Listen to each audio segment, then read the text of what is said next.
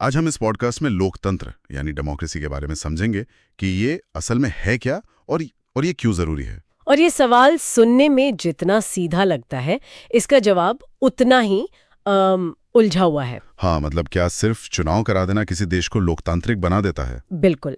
हम सबने Abraham Lincoln की वो मशहूर परिभाषा सुनी है, लोगों की, लोगों द्वारा, लोगों के लिए सरकार। सुनकर बड़े हुए हैं, पर आज की दुनिया में जहाँ कई तानाशाह भी चुनाव का दिखावा करते हैं, क्या ये परिभाषा काफी है? यही तो आज का सबसे बड़ा सवाल है। बिल्कुल, आज दुनिया के ज्यादातर देश खुद को लोकतांत्रिक कहते हैं। ये एक तरह का ग्लोबल स्टैंडर्ड बन गया है। जी, लेकिन जब हम पर्दे के पीछे झांकते हैं तो पता चलता है कि कई देशों में लोकतंत्र बस एक दिखावा है, एक खोल है जिसके अंदर कुछ और ही चल रहा है। और आज की हमारी चर्चा का मिशन यही है, उस खोल को तोड़कर अंदर देखना। बिल्कुल।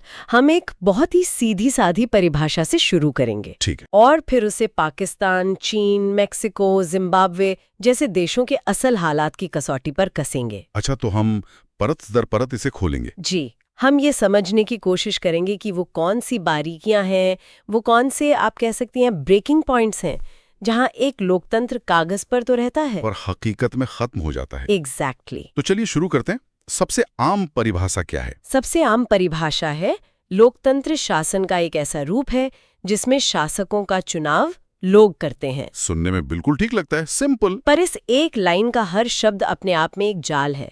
जैसे शासक कौन है, क्या वो वाकई ताकतवर है, चुनाव का मतलब क्या है, क्या बस एक बटन दबा देना ही काफी है? और सबसे जरूरी, लोग कौन है? क्या हर किसी की गिनती होती है? ये तो बहुत गहरे सवाल हैं, और यहीं से असली पड़ताल शुरू होती है।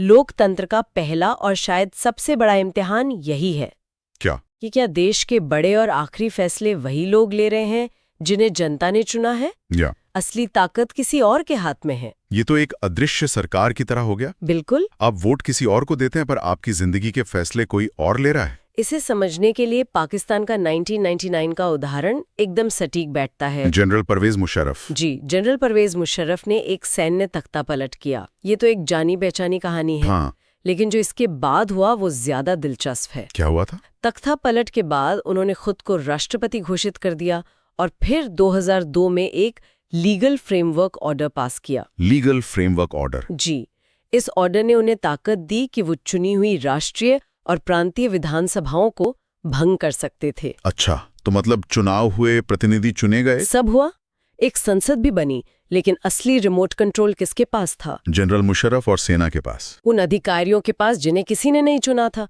तो ये है लोकतंत्र का पहला फेलियर पॉइंट। मतलब आपके पास एक चुनी हुई सरकार हो सकती है, एक संसद हो सकती है, सब कुछ लोकतांत्रिक दिख सकता है। बिल्कुल। लेकिन अगर आखिरी फैसले लेने की ताकत किसी गैर निर्वाचित संस्था के पास है, चाहे वो सेना हो, कोई धार्मिक परिषद हो या कोई बाहरी ताकत, तो वो पूरा ढांचा बस एक दिखावा है। बिल्कुल सही कहा। तो पहला स्तंभ है, प्रमुख फैसले निर्वाचित नेताओं के हाथ में।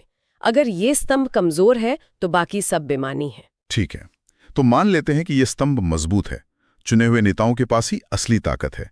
तब हम दूसरे सवाल पर आते हैं। वो चुनाव जिसके जरिए ये नेता आए, क्या वो चुनाव खुद असली था? ये बहुत जरूरी सवाल है, क्योंकि सिर्फ चुनाव करवा देना ही तो काफी नहीं है। हाँ, चुनाव तो चीन में भी होते हैं। हर 5 साल में वहां की संसद के लिए चुनाव होते हैं। पर क्या हम उसे लोकतंत्र कह सकते हैं? नहीं कह सकते। क्यों? क्योंकि वहां सिस्टम ही ऐसा बनाया गया है कि नतीजा पहले से तय है। चुनाव लड़ने से पहले हर उम्मीदवार को चीनी कम्युनिस्ट पार्टी से मंजूरी लेनी पड़ती है। अच्छा। इसका मतलब है कि वोटर के पास कोई असली विकल्प है ही नहीं। आप बस उन्हीं चेहरों में से किसी एक को चुन सकते हैं जिन्हें पार्टी ने आपके लिए पहले ही चुन लिया है। बिल्कुल। ये एक रेस्टोरेंट में जाने जैसा है, जहां मेन्यू में 50 चीजें हैं, पर वो सब एक ही सब्जी से बनी है। हाँ, और ये सिर्फ एक पार्टी वाले देशों की कहानी नहीं है। मेक्सिको का उदाहरण तो और भी पेचीदा है ना? बहुत पेचीदा। वहां 2000 तक लगभग 70 सालों तक एक ही पार्टी PRI जीतती रही। PRI, institutional revolutionary party. जी, कागज पर विपक्ष भी था, चुनाव भी होते थे, पर नतीजा हमेशा एक ही रहता था। तो वो ऐसा करते कैसे थे? PRI ने चुनाव जीतने को एक कला बना लिया था। वो हर तरह के हथकंडे अपनाते थे।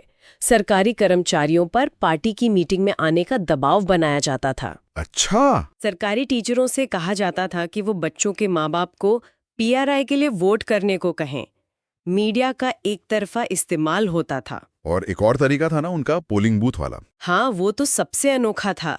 कभी कभी तो वोटिंग वाले दिन आखिरी मिनट पर पोलिंग बूथ की जगह ही बदल दी जाती थी, ताकि लोग वोट ही ना डाल पाएं। जी। तो ये लोकतंत्र का एक नाटक करने जैसा है। सब कुछ हो रहा है, बस नतीजा पहले से लिखा हुआ है। राजनीतिक वैज्ञानिक शायद इसे ही इलेक्टोरल ऑथोरिटेरियनिज्म कहते हैं। बिल्कुल, चुनावी तानाशाही। एक ऐसा सिस्टम जो लोकतंत्र का मुखौटा पहनकर तानाशाही चलाता है। तो फिर लोकतंत्र का दूसरा स्तंभ क्या हुआ? दूसरा स्तंभ है स्वतंत्र और निष्पक्ष चुनावी मुकाबला। जिसका मतलब सिर्फ वोट डालना नहीं, बल्कि एक असली विकल्प का होना। एक ऐसा चुनाव जहां सत्ता में बैठी पार्टी के हारने की भी उतनी ही संभावना हो जितनी जीतने की। अगर हारने का कोई चांस ही नहीं है तो वो चुनाव नहीं है, वो एक रस्म है। बस एक रस्म है। ठीक है, तो मान लेते हैं कि एक देश ने ये दोनों बाधाएं पार कर लीं। वहां चुने हुए नेताओं के पास असली ताकत है और चुनाव भी निष्पक्ष होते हैं। लेकिन यहां एक और पेचीदा सवाल खड़ा होता है। वोट देने का हक किसे है? क्या एक व्यक्ति एक वोट एक मोल का सिद्धांत हर जगह लागू होता है? ये सुनने में बहुत बुनियादी लगता है, पर इसकी जड़ें भी बहुत नाजुक हैं। और इतिहास गवाह है कि इस सिद्धांत से छेड़छाड़ करना कितना आसान है। जैसे 2015 तक सऊदी अरब में महिलाओं को वोट देने का अधिकार ही नहीं था। सही बात है। एस्टोनिया ने अपनी नागरिकता के कानून ऐसे बनाए हैं कि वहां रहने वाले रूसी मूल के लोगों के लिए वोट का अधिकार पाना बहुत मुश्किल है। लेकिन सबसे चौंकाने वाला उदाहरण शायद फिजी का है। हाँ, फिजी का। वहां का चुनावी सिस्टम ऐसा है कि एक स्वदेशी फिजी नागरिक के वोट का मूल्य एक भारतीय मूल के फिजी नागरिक के वोट के मूल्य से ज्यादा है। मतलब दो नागरिक एक ही देश में रहते हैं, एक ही चुनाव में वोट डालते हैं, पर उनके वोट की ताकत अलग-अलग है। जी हाँ, ये लोकतंत्र की आत्मा यानी राजनीतिक समानता के सिद्धांत पर सीधा हमला है। तो तीसरा स्तंभ ये हुआ, हर वयस्क नागरिक को एक वोट मिलना चाहिए और हर वोट का मूल्य बराबर होना चाहिए। एक व्यक्ति एक वोट एक मोल। बिल्कुल। ठीक है, अब आते हैं आखिरी और शायद सबसे मुश्किल पड़ाव पर। मान लीजिए एक देश है जहां चुने हुए नेता ताकतवर हैं, चुनाव निष्पक्ष होते हैं और सबको बराबर वोट का अधिकार भी है। एक नेता भारी बहुमत से चुनाव जीतता है। ठीक है। क्या अब वो जो चाहे कर सकता है? क्या भारी जीत उसे संविधान और कानून से ऊपर बना देती है? यहीं पर आकर कई लोकतंत्र पटरी से उतर जाते हैं। जिम्बाब्वे का उदाहरण शायद इसे साफ दिखाता है। बिल्कुल। आजादी के बाद से रॉबर्ट मुगाबे और उनकी पार्टी ज़ानू पीएफ चुनाव जीतते रहे। वो लोकप्रिय थे, इसमें कोई शक नहीं। हाँ, बहुत लोकप्रिय थे। लेकिन सत्ता में आने के बाद उन्होंने धीरे धीरे लोकतंत्र के पूरे ढांचे को ही खोखला कर दिया। कैसे? उन्होंने ऐसे क्या किया? करके राष्ट्रपति की शक्तियों को बढ़ाया और अपनी जवाबदेही कम कर ली। अच्छा। विपक्षी दलों के कार्यकर्ताओं को परेशान किया गया। सरकार के खिलाफ प्रदर्शनों को गैर कानूनी घोषित कर दिया गया। और मीडिया का? टीवी, रेडियो, अखबार, सब पर सरकार का नियंत्रण था। यहाँ तक कि अगर अदालतें सरकार के खिलाफ कोई फैसला देती तो उसे भी नहीं मानते थे। उसे भी नजरअंदाज कर दिया जाता था। तो ये बहुमत की तानाशाही वाला मामला? बिल्कुल। आज चुनाव जीतकर आते हैं और फिर उसी लोकतांत्रिक प्रक्रिया का गला घोंट देते हैं जिसने आपको सत्ता तक पहुंचाया। तो ये दिखाता है कि एक लोकतांत्रिक सरकार से बहुमत से नहीं चलती। नहीं, उसे कानून के राज और नागरिक अधिकारों की सीमाओं में रहकर काम करना होता है। चुनाव जीतना मनमानी करने का लाइसेंस नहीं है। तो चौथा और आखिरी स्तंभ क्या है? चौथा स्तंभ है कानून का राज और अधिकारों का आदर। एक लोकतांत्रिक सरकार को अपने नागरिकों की सोचने, अपनी राय बनाने, संगठन बनाने और यहाँ तक कि अपनी ही सरकार का शांतिपूर्ण विरोध करने की आज़ादी का भी सम्मान करना होता है। और उन संस्थाओं का भी सम्मान करना होता है जो उसकी ताकत पर लगाम लगाती हैं, जैसे आजाद मीडिया, स्वतंत्र न्यायपालिका। बिल्कुल। तो अब तक की हमारी इस चर्चा से एक बात साफ है, लोकतंत्र सिर्फ चुनाव का नाम नहीं है। नहीं, ये एक जटिल और नाजुक संतुलन है। इन चार स्तंभों में से अगर एक भी कमजोर पड़ता है तो पूरी इमारत ढह सकती है। बिल्कुल। पर यहाँ एक बड़ा सवाल उठता है, जब ये सिस्टम इतना नाजुक है, इतना धीमा है और इसमें इतनी खामियां हैं, तो हम इसे इतना महत्व क्यों देते हैं? क्यों ना एक अच्छा समझदार तानाशाह चुन ले जो सारे फैसले जल्दी जल्दी ले और देश को आगे बढ़ाए? ये सवाल हमेशा उठता है और लोकतंत्र के खिलाफ दिए जाने वाले तर्क भी काफी मजबूत लगते हैं। जैसे कि इसमें नेता बदलते रहते हैं जिससे अस्थिरता आती है। हाँ, फैसले लेने में बहुत सारे लोगों से सलाह मशवरा करना पड़ता है जिससे बहुत देर होती है। ये अक्सर सत्ता का खेल बन जाता है, जहां नैतिकता पीछे छूट जाती है। और चुनावी मुकाबलों में बहुत पैसा और ताकत लगती है, जिससे भ्रष्टाचार बढ़ता है। ये सारी बातें अपनी जगह सच हैं। तो फिर लेकिन ये एक आदर्श दुनिया की तुलना एक असल दुनिया से करने जैसा है। सवाल ये नहीं है कि लोकतंत्र परफेक्ट है या नहीं। सवाल ये है कि क्या ये हमारे पास मौजूद दूसरे विकल्पों से बेहतर है, जैसे राजशाही, सैन्य तानाशाही या एक पार्टी शासन। और जब हम इस नजरिए से देखते हैं तो लोकतंत्र के पक्ष में मजबूत तर्क सामने आते हैं। सबसे पहला क्या है? सबसे पहला, ये ज्यादा जवाबदेह सरकार बनाता है। ज्यादा अकाउंटेबल। जी, इसका सबसे क्लासिक उदाहरण भारत और चीन का है। 1958 से 61 के बीच चीन में इतिहास का सबसे भयानक अकाल पड़ा था। हाँ, करीब 3 करोड़ लोग मारे गए थे। जी, उस समय भारत की आर्थिक हालत भी कोई बहुत अच्छी नहीं थी, पर भारत में कभी वैसा अकाल नहीं आया। क्यों?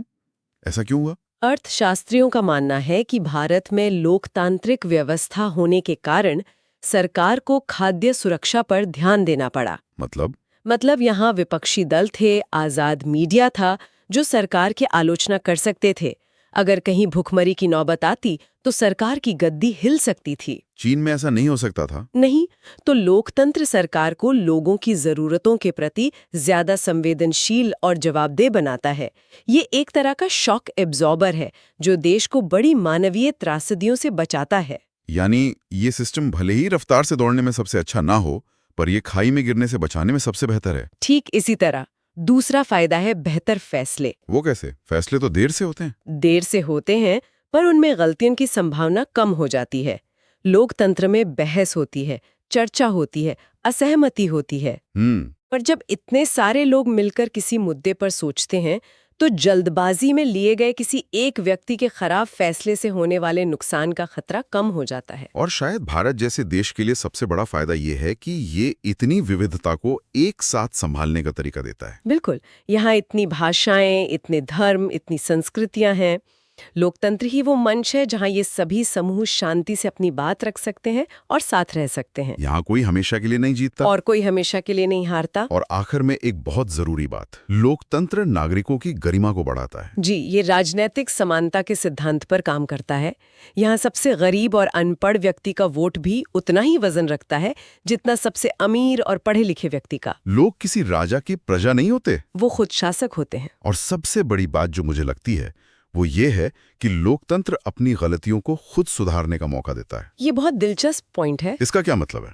इसका मतलब है कि अगर कोई सरकार गलत फैसले लेती है तो तानाशाही में उसे छिपाया जा सकता है। हाँ, दबाया जा सकता है। लेकिन लोकतंत्र में गलतियां छिप नहीं सकती, उन पर सार्वजनिक बहस होती है। और फिर दो ही रास्ते होते हैं, या तो सरकार फैसला बदले या फिर अगले चुनाव में लोग सरकार ही बदल दें। बिल्कुल, ये सेल्फ करेक्टिंग मैकेनिज्म किसी और सिस्टम में नहीं है। तो कुल मिलाकर लोकतंत्र कोई जादुई छड़ी नहीं है जो सारी समस्याएं हल कर दे। बिल्कुल नहीं। लेकिन ये जवाबदेही, गरिमा और अपनी गलतियों को सुधारने की क्षमता देता है, जो इसे बाकी सभी विकल्पों से बेहतर बनाता है। और जब हम इन मूल्यों की बात करते हैं, जवाबदेही, गरिमा, सलाह मशवरा, तो ये सिर्फ सरकारों तक ही सीमित नहीं रहते हैं ना? नहीं। यही लोकतंत्र का बृहत्तर यानी बड़ा अर्थ है। लोकतंत्र सिर्फ एक राजनीतिक व्यवस्था नहीं है, ये फैसले लेने का एक तरीका है, एक सिद्धांत है। जैसे एक परिवार में, क्या कोई परिवार लोकतांत्रिक हो सकता है जहां बड़े फैसलों में बच्चों की भी राय ली जाए? या एक क्लासरूम? क्या एक क्लासरूम लोकतांत्रिक हो सकता है जहां छात्रों को सवाल पूछने और असहमति जताने की आजादी हो? तो ये एक आदर्श की तरह है, एक लक्ष्य जिसकी तरफ हम लगातार बढ़ने की कोशिश करते हैं। बिल्कुल। शायद कोई भी देश कभी परफेक्ट लोकतंत्र नहीं बन सकता। ये एक मंजिल नहीं, एक सफर है। और इस सफर को जारी रखने की जिम्मेदारी सिर्फ नेताओं की नहीं, बल्कि हम नागरिकों की है। बिल्कुल। तो आज की इस गहरी पड़ताल से जो बात निकल कर आई वो ये है कि लोकतंत्र एक इमारत की तरह है जिसके 4 स्तंभ हैं।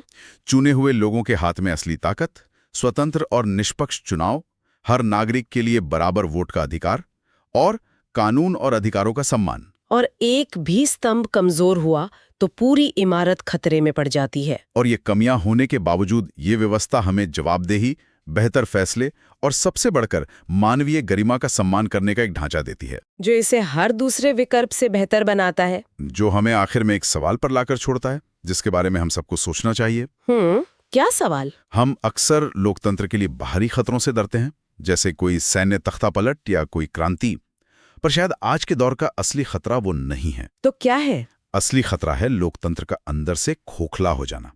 जहां चुनाव होते रहें, संसद चलती रहे, सारी रस्में निभाई जाती रहें, पर उसके अंदर की आत्मा यानी असली ताकत, जवाबदेही और अधिकार धीरे धीरे खत्म कर दिए जाएं और हमारे पास बस एक खूबसूरत लेकिन खाली खोल रह जाएं। ये सोचने वाली बात है। तो अब हमारे श्रोताओं के लिए कुछ सवाल। पहला, पाकिस्तान और चीन के उदाहरणों से हमने सीखा कि सिर्फ चुनाव होना ही लोकतंत्र नहीं है। आपके विचार में किसी देश को लोकतांत्रिक कहने के लिए सबसे जरूरी शर्त क्या है? दूसरा सवाल, रॉबर्ट मुगाबे का उदाहरण दिखाता है कि लोकप्रिय नेता भी अलोकतांत्रिक हो सकते हैं। क्या आप अपने आसपास या देश में ऐसा कोई उदाहरण सोच सकते हैं? तीसरा, एक व्यक्ति, एक वोट, एक मोल का सिद्धांत क्यों इतना महत्वपूर्ण है? चौथा, भारत जैसे विशाल और विविधता वाले देश को लोकतंत्र ने कैसे एक साथ जोड़कर रखा है? अपने विचार कमेंट्स में बताइए। एक और सवाल, क्या आप मानते हैं कि लोकतंत्र में फैसले लेने में होने वाली देरी एक कमी है या एक ताकत, और क्यों? और एक आखिरी सवाल, आपके परिवार में या आपकी कक्षा में फैसले किस तरह लिए जाते हैं? क्या आप उसे एक लोकतांत्रिक तरीका कहेंगे? उम्मीद है कि लोकतंत्र पर इस गहरी चर्चा से आपकी समझ और स्पष्ट हुई होगी। सवाल पूछते रहिए और सीखते रहिए। आप सभी को आपकी पढ़ाई और भविष्य के लिए बहुत बहुत शुभकामनाएं। अगले अंक में एक नए विषय के साथ फिर मिलेंगे, केवल आपके अपने चैनल ड्रोना पर।